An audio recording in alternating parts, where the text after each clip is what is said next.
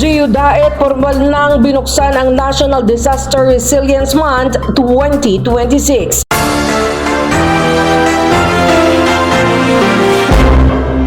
Opisyal nang binuksan ng pamahalang bayan ng Daet sa pangunguna ni Mayor Rosano Ronnie Valencia at ng Municipal Disaster Risk Reduction and Management Council o MDRRMC ang pagdiriwang ng National Disaster Resilience Month 2026 noong July 1 sa Daet Municipal Covered Court. May temang naghahanda at kumikilos tungo sa panatag na bagong Pilipinas. Layunin ang pagdiriwang na higit pang palakasin ang kaalaman at kahandaan ng komunidad sa iba't ibang uri ng sakuna at panganib. Binigyan diin sa programa ang kahalagahan ng maagap na paghahanda, mabilis sa pagtugon at sama-samang pagkilos upang mapanatili ang kaligtasan at katatagan ng bawat mamamayan.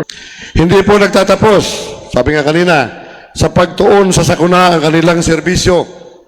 Mas mahalaga, patuloy nilang isinusulong ang kultura ng kahandaan. Isang kulturang nakaugat sa malasakit, disiplina, at pagkakaisa ng bawat mamamayan. Bilang bahagi ng pagbubukas, ginawaran ng plaque of recognition ang mga miyembro ng MDRRMC bilang pagkilala sa kanyang dedikasyon at mahalagang ambag sa pagsusulong ng disaster risk reduction and management sa bayan. Isinagawa rin ang oryentasyon para sa Barangay Disaster Resilience Award, isang programang naglalayong hikayatin ang mga barangay na paigtingin ang kanilang kahandaan at kakayahan sa pagtugon sa mga sakuna. So,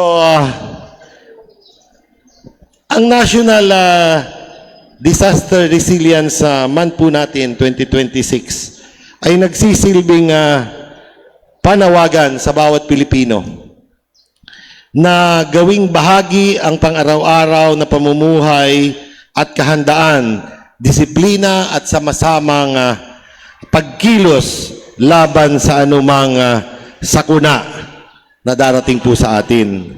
Binibigyan din po ang tamang pagkilos at ang isang panatag na bagong Pilipinas.